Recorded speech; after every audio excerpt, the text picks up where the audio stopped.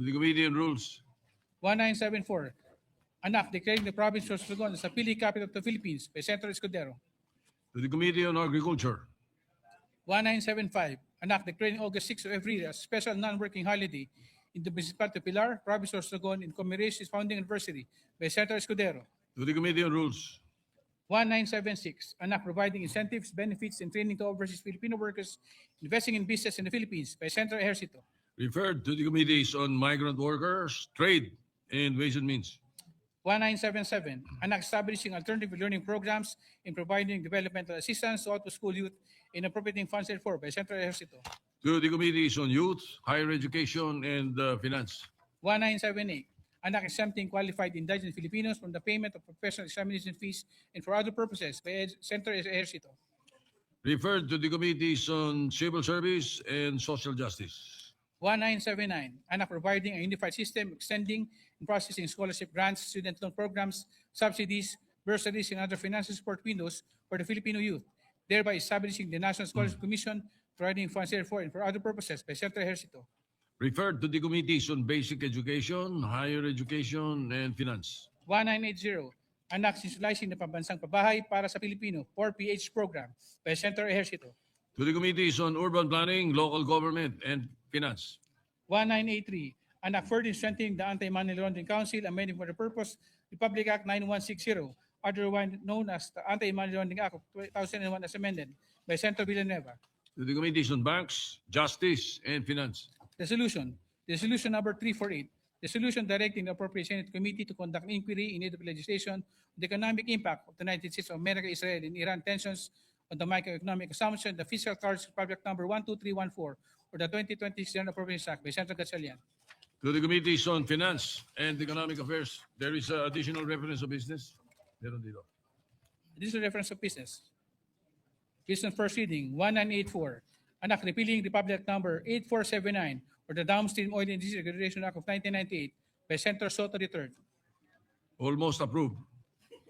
Referred to the Committee on Energy.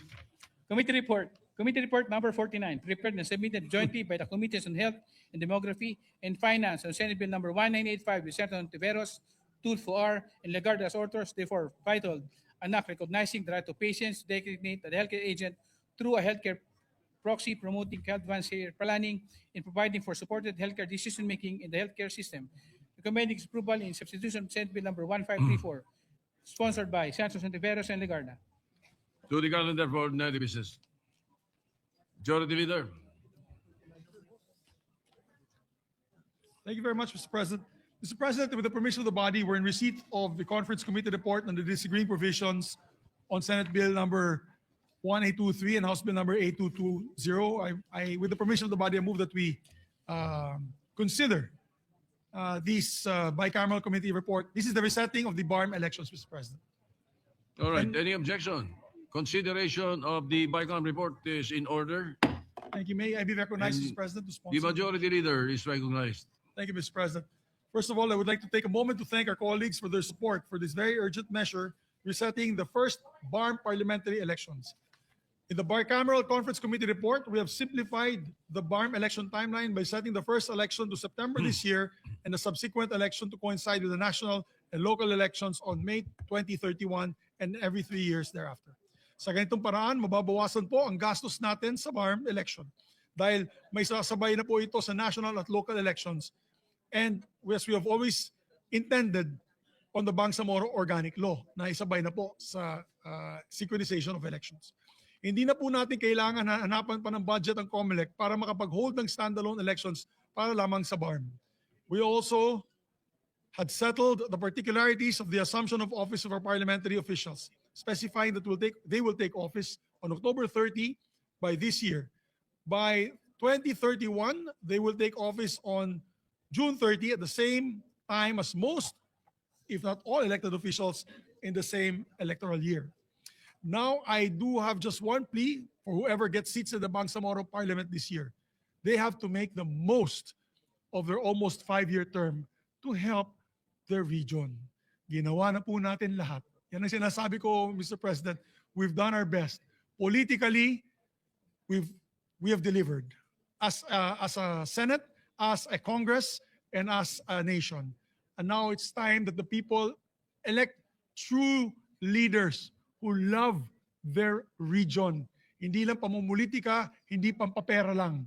Kasi ito na po ang pagkakataon na magkakaroon ng first parliament ang Bangsamoro region within a presidential system of government.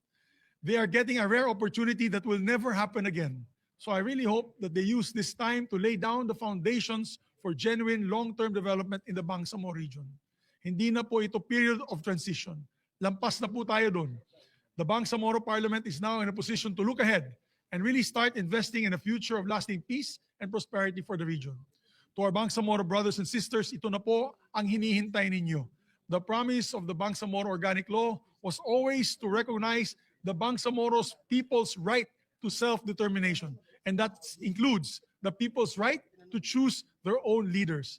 After years and years of delay, ito na po, finally, it will happen. Once again, maraming salamat po sa ating mga kasamahan dito sa Senado at sa Kamara sa katuwang nating nagtatrabaho para sa kapayapaan at kaunlaran ng Bangsamoro region. Ipaglaban po natin, Mr. President, ang kapayapaan ng ating bansa. Let the text of the joint explanatory note be inserted into the records, Mr. President. Thank you very much. So inserted into the records. So, Mr. President, with that, may we recognize our adopted son of Mindanao, Senator Robin Hood Padilla. Senator Robin Padilla is recognized. Maraming salamat po, Ginoong Pangulo, at sa ating pinunong mayurya, ang aming godfather. Assalamualaikum. Ginoong Pangulo, mga kasama, ako po ay tumitindig at taus-pusong nagpapakita ng pagsuporta at pakikisa sa pagkaaproba ng Bicameral Conference Committee Report sa panukalang batas tungkol sa unang regular na halalan sa Bangsamoro Autonomous Region in Muslim Mindanao o BARM. Napakagandang regalo po nito para sa aming Idil Fitr. Una sa lahat, nais ko pong magbigay pugay at pasalamatan ang ama ng Bangsamoro, ang amin pong godfather, ang pinagkakautangan po namin, ang masipag na majority floor leader na si Senator Juan Miguel Mig Zubiri sa kanyang walang sawang malasakit at dedikasyon para sa mga Bangsamoro. Mula pa noon, hindi na po natitinag ang kanyang suporta para sa kapayapaan at kaunlaran, hindi lamang sa BARM, kung hindi sa buong Mindanao. Syukran, Senator Migs.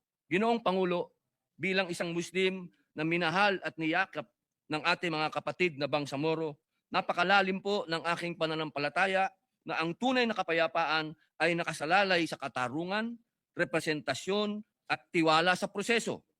Ang panukalang ito ay isang konkretong hakbang para tiyakin na may maayos na paglipat ng pamumuno mula sa transition patungo sa regular na gobyerno ng BARM.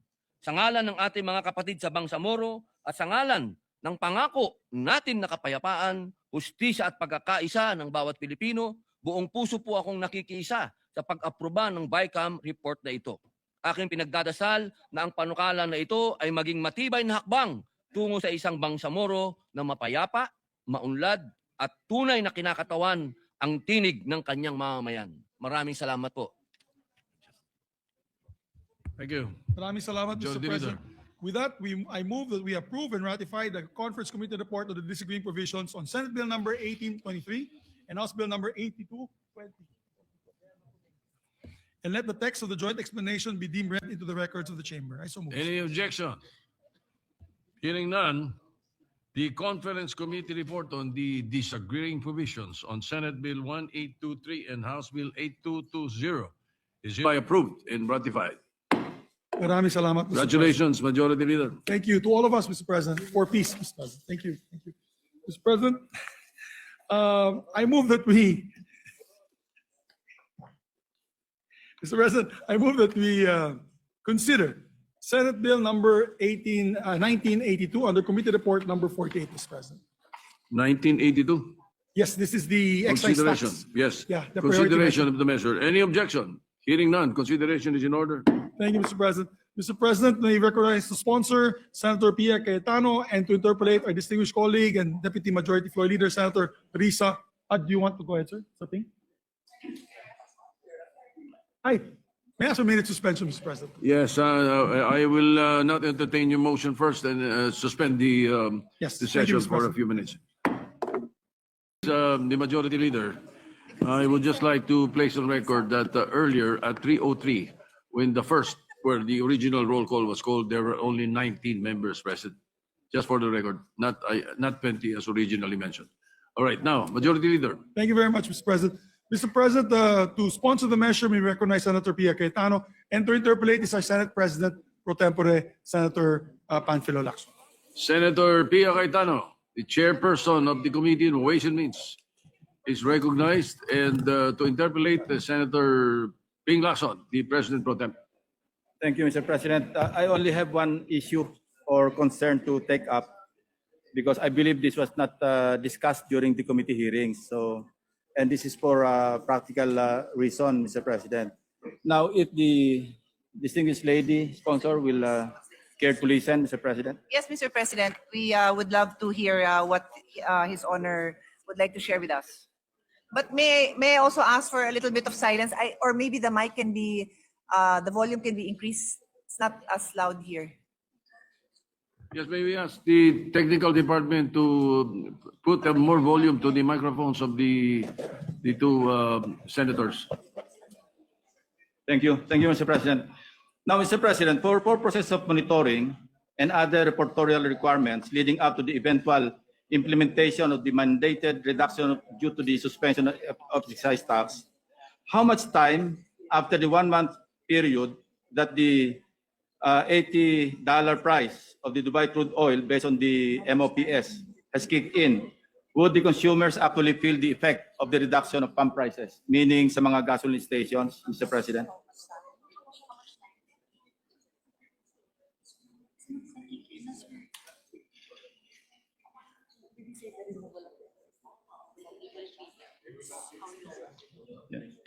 I asked that question, Mr. President, because of practical reality. No? For example, assuming that from June 1 to June 30, kasi yun 1 month period, pumalo ng $80 per barrel yung Dubai price or more. Ang presyo, surely, hindi naman effective July 1, reflected na agad sa mga gasoline stations ang bawas ng presyo. Why? Because the DBCC will have to meet, will make the recommendation to the President, and then probably following the same route down the line, all the way to the final implementation to be undertaken by individual gas stations, yun yung gusto ko malaman, ano yung period na mako-consume before ma-feel ng mga consumers yung epekto ng reduction ng fuel price. Mr. President, as we're asking DOF to give us a response, DOF and DOE, the response coming from this representation is number one, thank you for that question. I think it's very important para sa mga kababayan natin kasi certified as urgent po ito. So pag pinasa natin to today, tapos I can tell you now na right now yung average based dun sa formula na nandun sa bill natin, yung magpas na talaga nung $80 per barrel. So pag pinasa natin to, tapos may process din naman po ito before it becomes a law, right? Syempre expected ng mga kababayan natin, maramdaman nila dahil pinasa na natin. Tapos after we pass it, there's a big chance na ang maririnig natin, kasi yung stock na nandun sa kanila, sa mga oil companies, nabili na nila, nabayaran na nila, so uubusin pa nila yon. Alam naman ho natin na yan ang maririnig nating sagot eh. So tama ho talaga yung tanong nyo na, so kailan nila mararamdaman? O ngayon, antayin po natin yung sagot ng experts. Because I'm not even referring to that, Mr. President. hindi pa ho ba yun? It is after we pass this bill into law, Yes. finally approved by the President and ready for implementation. Ang tanong ko po is, 1 month yung period para magkuha ng average. I understand weekly yung ginagawa nilang monitoring. Pero still, it will take them 1 month to determine kung pumalo na siyang $80 or more. And then after that, magmi-meet pa yung DBCC. After their meeting, they will still make or submit their recommendation to the President, and then ikakascade pa yan, pababa, all the way hanggang gasoline stations. Ang tanong ko po, how much more time is needed para even after the 1 month period na determine na more than $80 or $80 or more? Gano'ng katagal pa yung administrative flow ng yung mga requirements para tuluyan ng ma-reflect sa mga pumps ng mga gasoline stations? I'll break down the response, Mr. President, kasi first of all, the wording of the bill says that once itong average has reached or exceeded $80 per barrel for 1 month immediately preceding the issuance of the suspension or reduction order. So let's just say pagpasa nga natin ito, everything is, it's already a law, and there has already been a recommendation by the DBCC based on the 1 month preceding. So if the trend continues now, meron na ho tayo no na 1 month preceding is already, it has already exceeded $80. So that's the first thing I'm establishing. Na in terms of if itong discussion po natin ngayon is already happening in the DBCC and a decision has been made, pasok na ho itong factor na to na Yeah, pwede but na ho we yung have not, 89. we have not yet enacted this into law. Yeah, no, I'm using it as an example, sir. Yeah. I'm using it as an example na if today the law had already been passed and you and I, in fact, are the DBCC members who are On the now assumption that looking at naipasa it. na. Opo, Okay. opo, yeah. Thank you for that clarification. Ang point ko is napasa na, tapos tiningnan nila, uy, as of now, nag-exceed na ng $80 per barrel, then they decide to recommend. So they have recommended it already. Yun yung first step na like, do they keep a supply of 5 days, 10 days, 30 days, or nobody knows? That's exactly my point, Mr. President. So- We do not know that, no? So that answer, Mr. President, yun na ho yung sagot. Kasi mula nung tinanong nyo how many minutes has passed, hindi pa ho ako mabigyan ng clear answer. Basically, walang makakapagsabi for sure kung kailan. Pero ano, range man lang. Yeah, at least like they can 5 estimate. days, 10 days, Yeah. 30 days.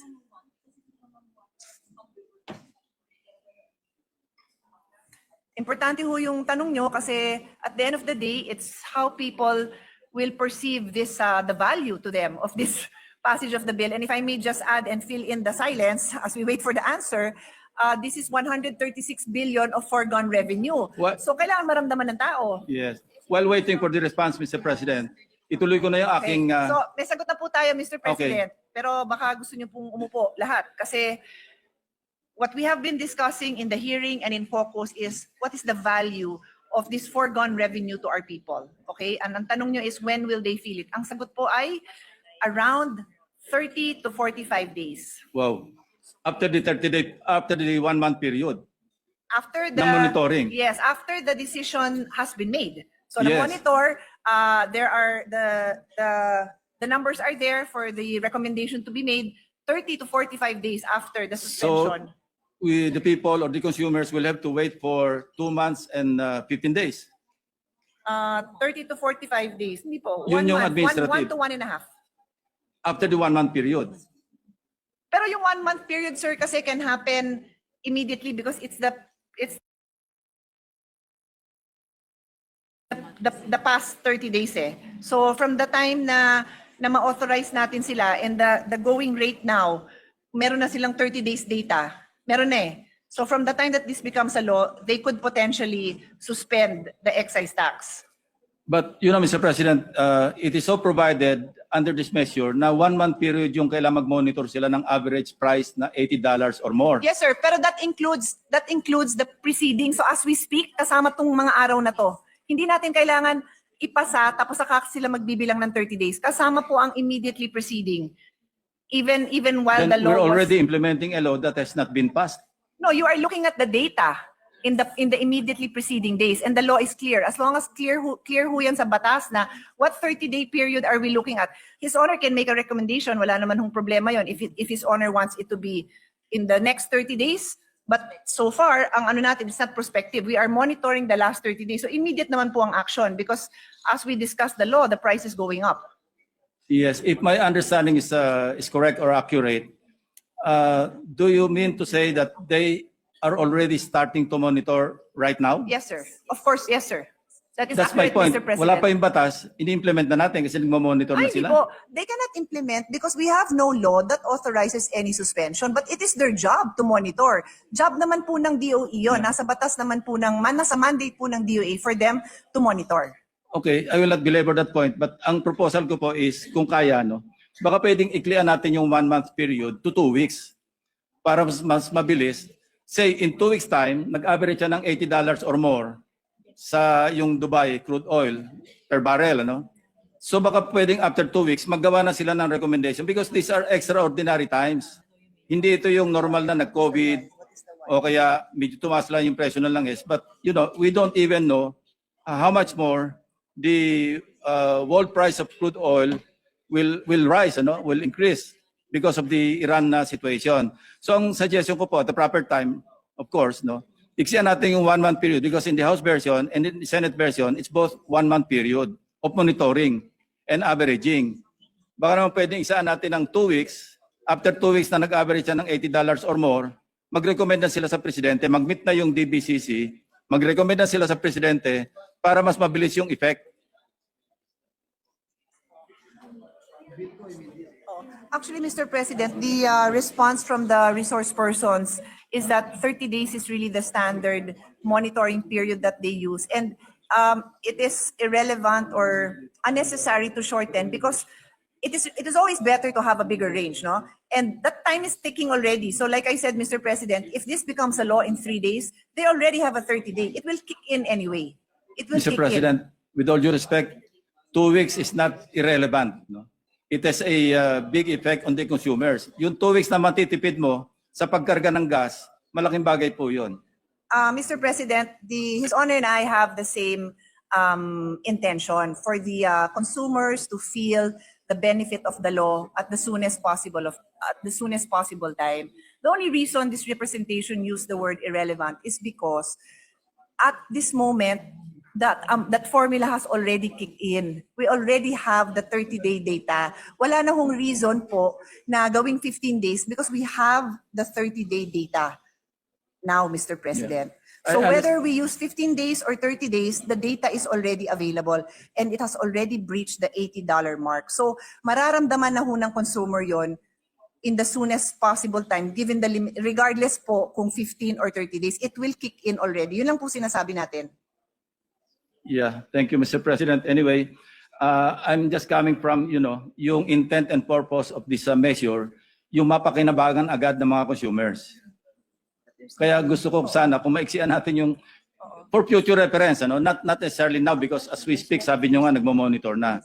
But for future monitoring and reporting, making recommendations and all, makakaiksi tayo ng 2 weeks or 15 days.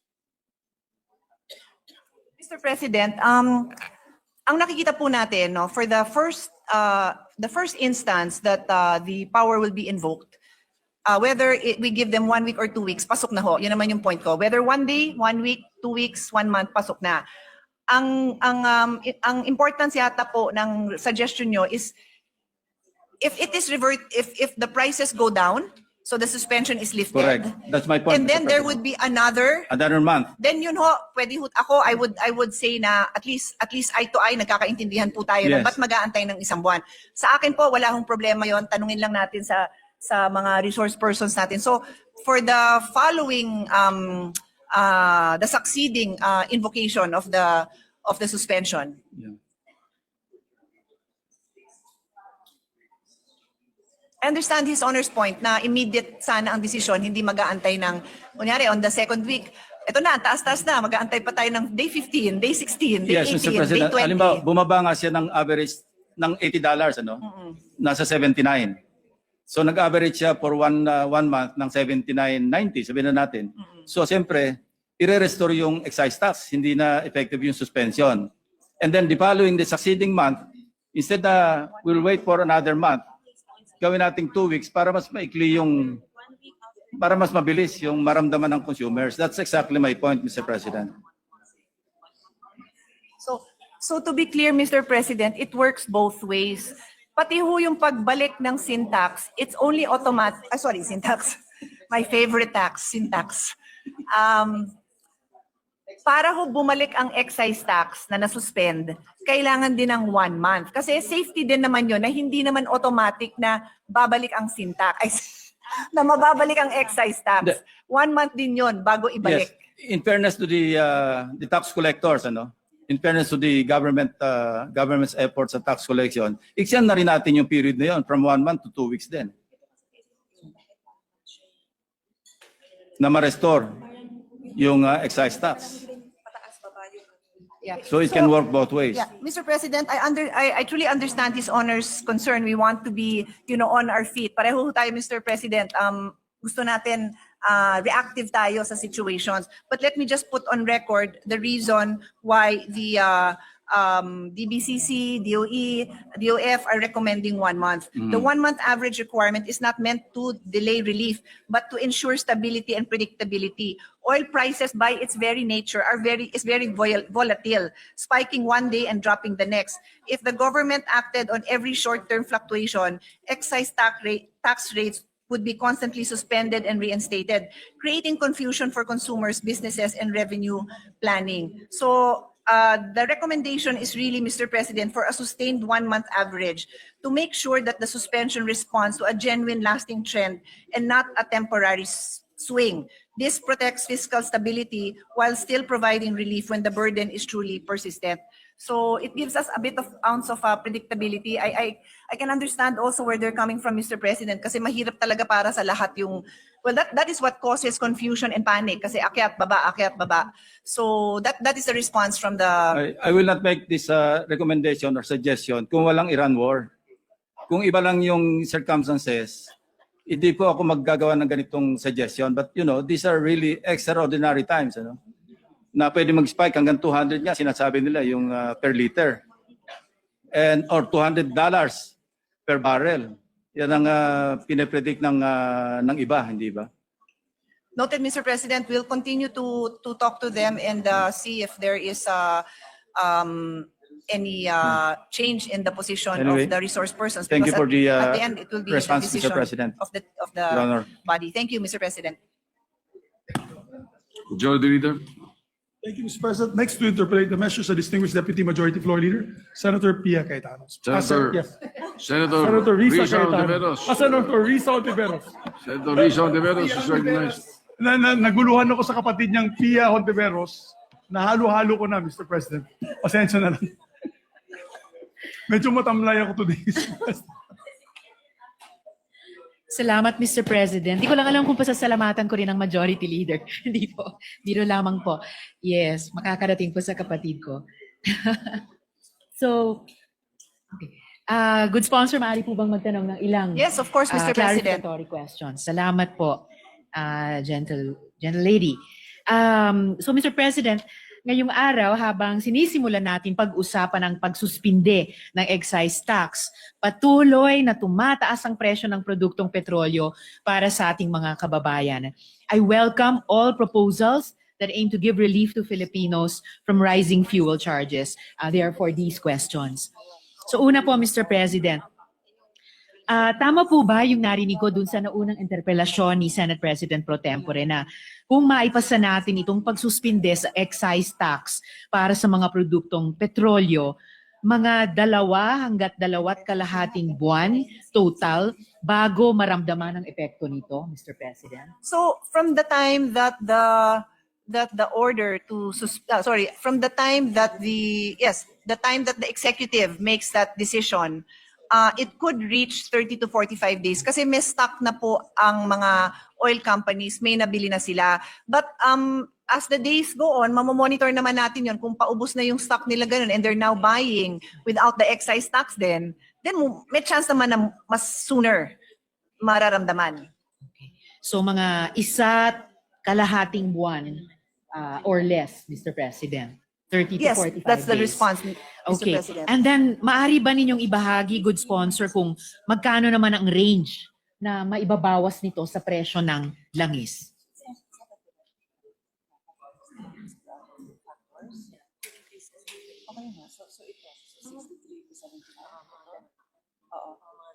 So kaya it's not a direct subtraction because of the formula. Mr. President, ang tanong nyo is ano yung range ng ibababa, no? Opo. Okay. So bigyan ko tayo, let's look at some prices right now. These are estimated prices for March 17 to 23. Gamitin na natin yung gasolina muna, no? Okay. 76 pesos and 30 centavos to 91 pesos and 60 centavos. So pagka pumasok na ho yung suspension, ang excise tax kasi sa gasolina is 10 pesos. But hindi it's not a simple minus 10 pesos kasi 'di ba marami ho ang dinadagdag, the excise tax is based on may formula po 'yun eh. So ang magiging price range ngayon ng without excise tax is 63. The range is now 63.40 to 75. Yun naman yung expected na range ng gasolina. Gusto niyo ho sa diesel din? Yes, kung maaari. So, Okay. but so far what we have is posibleng 13 pesos ang mababawas sa presyo ng gasolina. Given 76 to 91 pesos ngayon, pero with the suspension ng excise tax, pwedeng mabili siya ng publiko at 63. So mga 13 pesos po ang maibabawas, at least for gasolina, Mr. President.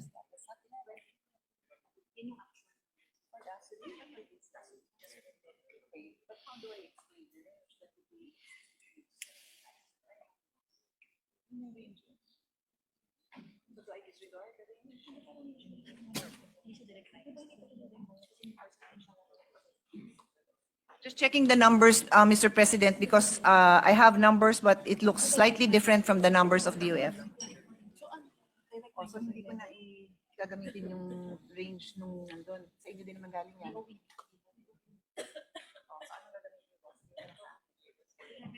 For gasoline. Okay. 11.2. Okay. So, Mr. President, kindly disregard my earlier response. According to DOF, for gasoline, the decrease will be 11.2 pesos. Okay. And for diesel, the decrease will be 6 pesos and 72 centavos, Mr. President, per liter. Okay po. So kung mababawas yung mga 11 pesos sa presyo ngayon ng gasolina, which right now ranges 76 to 91 pesos, so posibleng with the suspension ng excise tax, bababa at least to 65 pesos per liter ang Yes, gasolina, roughly, Mr. yes, President. Mr. President, yes. And ang diesel rather naman po ay So I'll give you posibleng the bumaba range. by It's 6. 88.95 Okay. to 114.90, and ang ibababa niya is 6.72, less 6.72. Okay po. So maaring bumaba ang diesel hanggang 82 pesos. Yes, Mr. Per President. liter, Mr. President. Salamat po. And within 1 to 1.5 months. So, Mr. President, kapag tuloy pong tumaas ang presyo ng bentahan sa pandaigdigang pamilihan, well, aabot sa punto na halos palabas pa lang sa garahe yung mga jeep at tricycle natin ay lugi na sila. Na-estimate na po ba ng mga departments kung ilan ang inaasahang tumigil sa mga operasyon nila, sa mga jeep na to, sa mga tricycle na to, sa susunod na linggo kung walang agarang solusyon, Mr. President?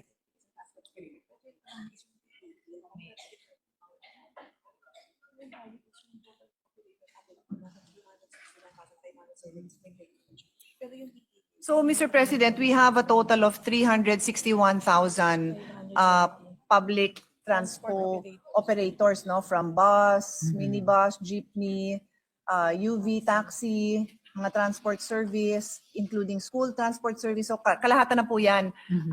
Yan ang affected. As to kung ilan ang titigil, wala pang nagbibigay sa akin ng information yan. But I understand her honor's question kasi dun sa sponsorship speech po natin kahapon, meron din tayong numbers na binigay na yun nga, yung parang nasa kalagitnaan pa lang ng araw ng isang jeepney driver, mag-aabono na siya ng 600 pesos. So similar dun sa tanong nyo at sa concern nyo na parang palabas pa lang siya, parang running on a deficit na kasi nga ang mahal-mahal na talaga. Running on a deficit, Mr. President, kaya ngayon pa lang nababalitaan na natin na lalo na yung mga jeepney at tricycle drivers natin, halos bumibili na lang ng diesel nila by Per- the bottle. Yes, opo. Dahil Totoo hindi po po yan. talaga sila Like makahabol. napapadalas yung ano nila Yes. pag refuel nila because parang pag pumasok yung kita nila sa let's say the first 2 hours, saka pa lang sila magpapa-refuel dahil hindi na nila kayang magpa-full tank dahil sobrang taas. Sabi Totoo nga po po, yan. na-overhear ko nga po si Deputy Minority Leader, baka wag naman sana umabot ang araw by sachet. Ay, wag Ang naman. pagbili, tingi-tingi. Yun yung gusto nating maunahang talagang extreme situation, Mr. President. Sa pagsirit nitong presyo ng langis, kakain din ang kita ng mga jeep. Kakailanganin din bang mag-aproba ang mga ahensya ng karagdagang singil sa jeep? And kung oo, Mr. President, magkano po? Sorry po, ano po yung tanong? Magkano po if ever aabot yung kakailanganing dagdag na singil sa jeep pag nagpatuloy yung kasalukuyang sitwasyon. Yung pasahe po, Mr. President.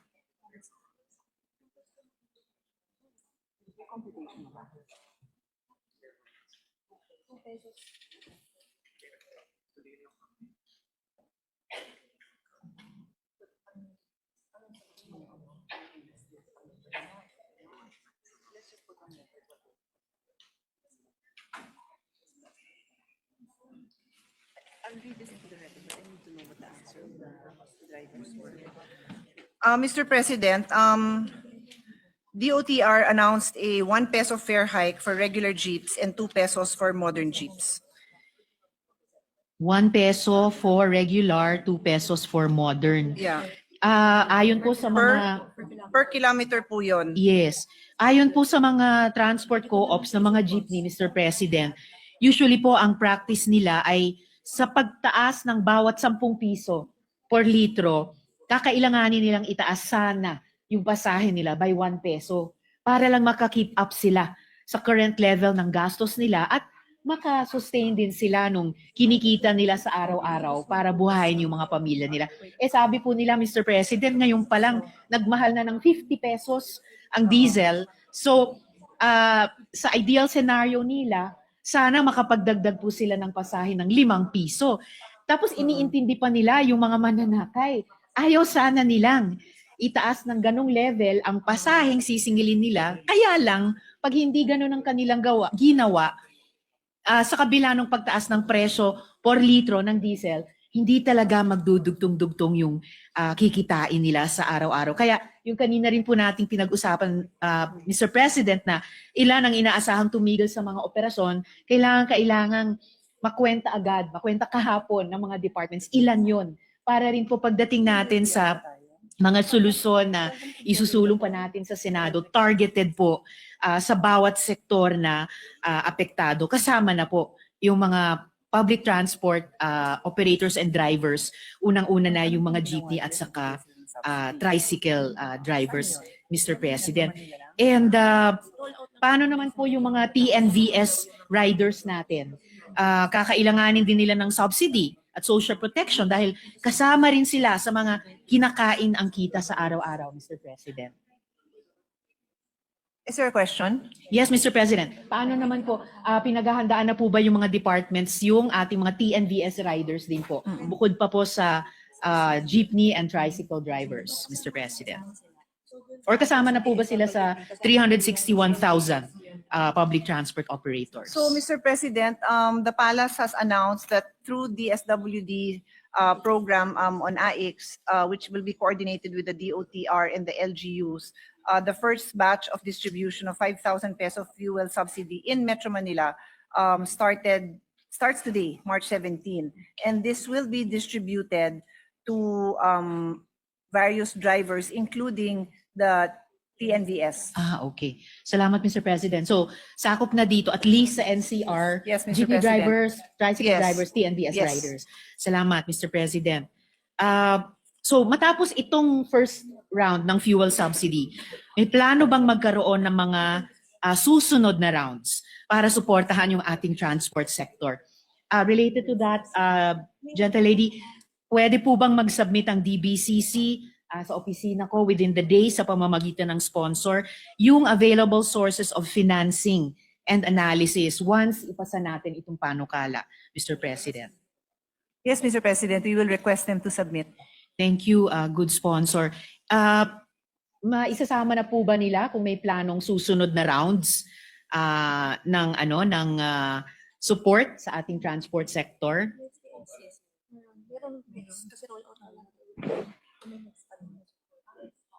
Well, the announcement, Mr. President, was that this is the initial rollout, and it's rolling out in NCR. So ideally, may kasunod pa ho yun based on the announcement. At sa ibang mga rehiyon din, Yes po. Mr. President. Yes. Alright, maraming salamat po. Now, Mr. President, the bill allows the President to extend the duration of the suspension of the excise tax. Sang-ayon po ba ang good sponsor na para magawa ito ng Presidente, kailangan niya ng sufficient factual basis na yung intended policies ng anumang suspension o reduction sa excise taxes ay actually achieving the purposes intended, Mr. President. Yes, Mr. President. Alright.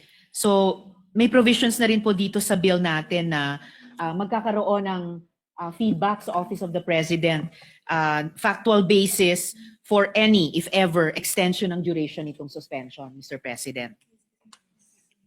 Yes, Mr. President, because the suspension can only be made based on the recommendations of DBCC, and that recommendations are based on actual numbers, Mr. President.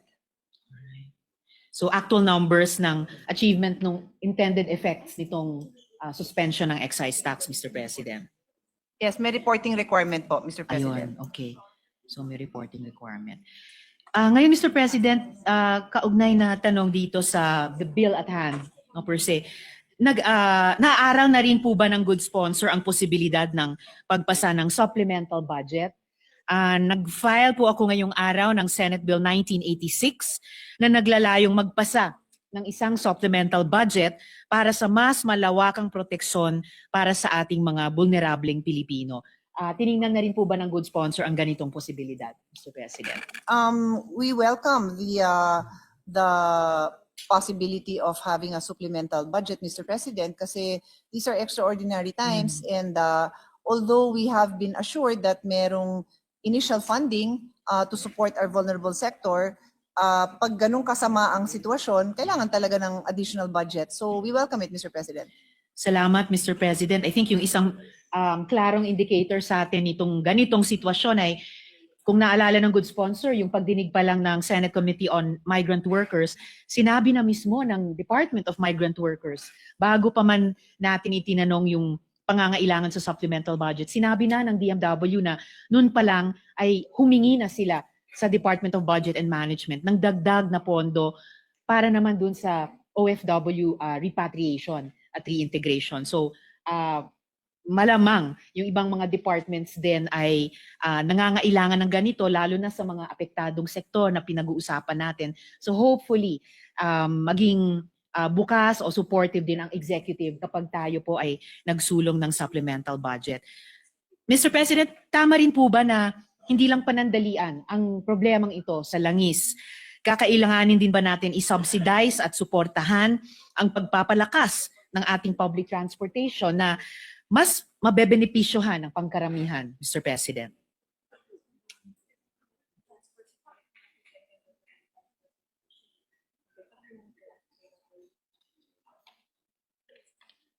So Her Honor is just asking if this representation supports a long-term plan to ensure sustainability in the transport sector? Is that basically Yes, the Mr. question? President, dahil kung ang tingin ng good sponsor din ay hindi lang ito madaling krisis, Ah, yes. maaring tumagal pa. Definitely, Mr. President. Definitely. Salamat, Mr. President. At panghuli, well, paano din po natin iaalay yung takot ng ilang mga kritiko na pag sinuspinde natin yung excise taxes, ironically, matatanggalan natin ng isang importanteng source of funding precisely dun sa mga programa at subsidies na makakapagpagaan sa kondisyon ng mga hardest hit ng krisis na ito. Ang sabi ng ilan, baka mga mayayaman at dekotse lang daw ang makakabenepisyo sa panukalang ito at hindi ang tunay na nakararaming nangangailangan, Mr. President. Well, ang unang tanong ninyo is kung may sapat na pondo na maiiwan, kasi nga ang matatanggal na revenue dito to remove the excise tax, it is basically depriving the government of the revenue that would have definitely been collected. And the answer is yes. In this representation sponsorship speech, binanggit pa nga natin ang mga budget ng iba-ibang department, including yung sa PhilHealth na katumbas halos ng buong amount ng hindi nagkakalayo dun sa 136, kasi ang 136 billion ang expected na revenue collection for the excise tax on fuel, and then yung budget ng PhilHealth is 129 billion. Tapos meron din tayong binigay na halimbawa na ang budget ng DepEd ay 85 billion para sa construction and rehabilitation ng classroom. So definitely ho talaga, merong tatamaan, imposibleng wala. Pero dun sa initial na pangtulong, katulad nitong urgent na inilabas na subsidy dito sa NCR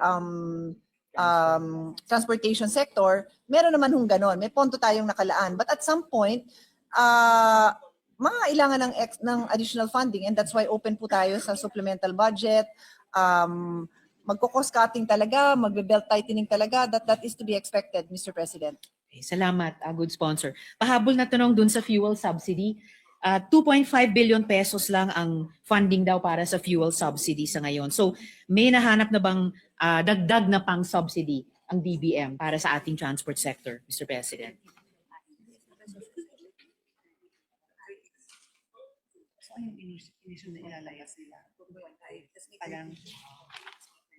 Okay. So, Mr. President, DSWD has 30 billion on standby for financial assistance for the most vulnerable. But I believe that a big part of that is targeted for the transportation sector, the drivers. Salamat po, Mr. President. In closing, good sponsor, muli salamat po, Mr. President. I reiterate that I welcome all proposals that aim to ease the burden of rising fuel prices for every Filipino. However, when time is of the essence, more impactful and immediate solutions are needed, which is why I advocate for a supplemental budget that will, 1, directly fund additional fuel subsidies and service contracting for our PUV drivers and other transport workers. 2, provide agricultural subsidies to assist farmers and fisher folk for rising fertilizer, fuel, and production costs. And 3rd, support the repatriation and reintegration of our affected overseas Filipino workers who are most affected by the conflict in the Middle East.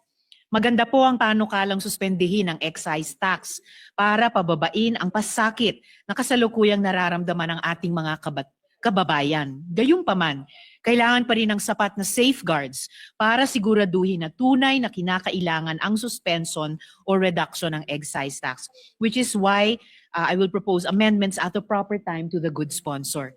Mr. President, suspending taxes will not be enough. Ilang linggo bago natin mararamdaman ang epekto nito. Sabi nga kanina mula at least 2 hanggang 3 linggo. Kaya ang aking panawagan ay kailangan pa natin ipasa ang isang supplemental budget. Marami pong salamat muli, good sponsor, at maraming salamat po, Mr. President. Thank you so much. The questions and the suggestions of Her Honor are very much appreciated. Mr. President, next to interpolate is our distinguished colleague from Tarlac, and Pampanga, other than Senator Rodante Marcoleta. Senator Dante Marcoleta is recognized. Salamat po, Mr. President. Mr. President, Madam Sponsor, we're facing a potential crisis in oil supply. Dahil nga po potential na crisis po ito, dapat po, tama po kaya na sabihin natin na kailangan po commensurate po yung solution po na dapat nating itapat sa namumuong krisis na ito. Mr. President, I'm willing to accept questions. May I ask His Honor to repeat the question? Yes, Mr. President, we are facing a potential crisis in oil supply, and this representation would like to ask that if it is also possible for us to be able to put up a solution commensurate to this potential crisis. Well, the bill on the floor right now, Mr. President, is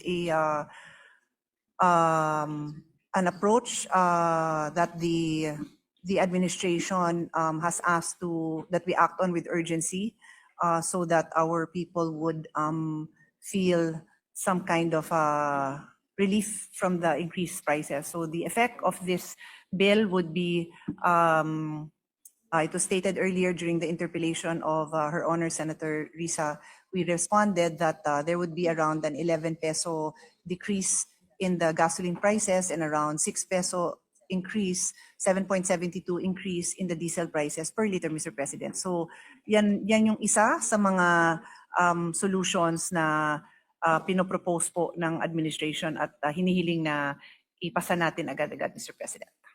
This is one of the solutions, Mr. President. There is no issue, there's no debate in that. But as the good Senator Risa also said, meron din siyang corresponding problem na ibibigay sapagkat yung para sa excise tax na ginagamit naman natin to protect our people, meron din corresponding problem na makikreate. Kaya po tinatanong ito kung meron pa tayong mas karapat-dapat na solusyon na maiisip. I'm thinking about supplying or I'm thinking about a measure that will supply our country under the circumstances of enough oil supply. Halimbawa po, Madam President, Mr. President, naisip niyo po bang tawagin natin yung ating JCEC, ito yung Joint Congressional Energy Commission, para po sa ganun mapag-usapan kung paano tayo makakakuha po ng langis sa iba't ibang kaparaanan. For example, Mr. President, I'm thinking about a tank-to-tank transaction. Ito po ay direktang pagkuha ng langis. Halimbawa, hindi na po natin gagaygayin yung Strait of Hormuz sapagkat talaga namang sinara na ng Iran yon. Dalawa pong posibilidad ang pwedeng mangyari, Mr. President. Siguro po, dumirekta tayo dyan sa refinery po ng Petronas. Yung Malaysia, kaibigan po natin yan.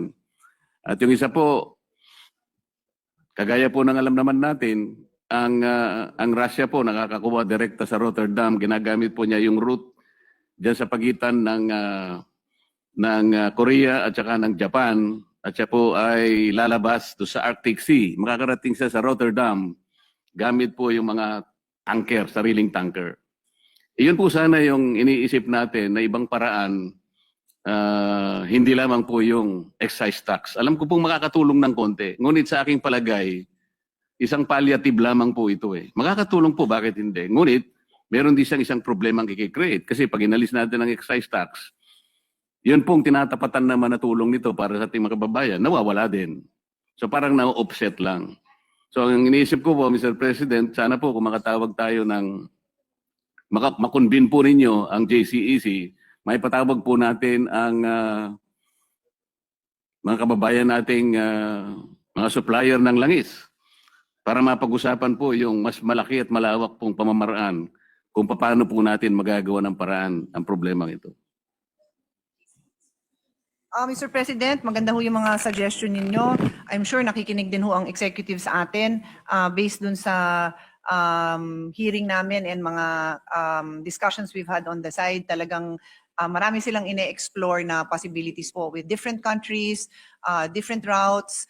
They're doing that, Mr. President. At kung ano naman maitutulong ng Congress, both the Senate and the House, open naman po talaga tayo dyan for the suggestions so that collectively we can find solutions, Mr. President. Yun nga po, Mr. President, kung makonvene po ninyo yung Joint Congressional Energy Commission, napakalaki pong step ito dahil mapapatawag po natin ang mga oil companies, yung kanila pong mga ginagamit na mga kaparaanan, iba't ibang kaparaanan, upang sa ganun ay maayos po natin ang namumuong problema ang kinakaharap ng ating bansa. Kahapon po, Mr. President, may kukwento ko po na nandun po ako sa South Korea. Alam po ninyo sa aking pagtatanong, naapektuhan din sila pero isang araw lang. They were able to adjust doon sa circumstansya po. Kaya ang dali po nilang ayusin ang kanilang problema. Hindi ko po nakuha masyado ang detalye dahil nagmadali po ako para makauwi ako sa araw na ito. Ngunit isang araw lang po ang itinagal. At sila po ay nakagawa kagad ng mga kaparaanan para maitama po nila, may adjust po nila yung pangangailangan nila sang-ayon po sa nagaganap na development sa Middle East. Yun po sana yung aking gustong malaman, Mr. President, Your Honor, kung nakahanda po kayong tawagin natin ng JCEC sa lalong madaling panahon, makapulong po natin silang lahat. Para sa ganun ay makita po natin yung pinaka-ultimong kaparaanan. Maring hindi po masyadong ideal, ngunit makatutulong po, hindi lamang po sa pagsuspende ng kabayaran ng excise tax. Maraming salamat po, Mr. President. Thank you, Mr. President. Noted po yung suggestion ng ating kasamahan and we will coordinate with the House Energy Chairman to look into this possibility. Thank you.